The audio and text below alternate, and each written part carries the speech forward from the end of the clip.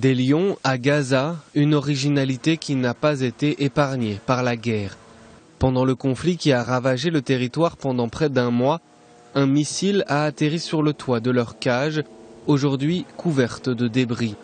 À quelques mètres de là, des chacals paniqués courent frénétiquement dans leur enclos. Un babouin joue avec les restes d'un congénère alors que des corps de singes jonchent le sol. L'entrée du zoo Al-Bissan témoigne de la violence des bombardements. Vous voyez, les cages des animaux sont très abîmées. C'est attristant de voir ça, car ils sont emprisonnés. Pendant la guerre et les bombardements, beaucoup de cages ont été endommagées et c'est couvert d'éclats d'obus. Farid vient tous les jours nourrir les animaux survivants. Environ 8 singes, un crocodile et plusieurs oiseaux ont été tués. Et aux alentours du zoo, les raisons des bombardements.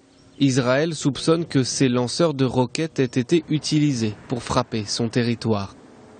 Il y avait peut-être une base aux alentours d'Al-Bissan ou pas loin. Mais c'est tout le village que l'ennemi a décidé de punir.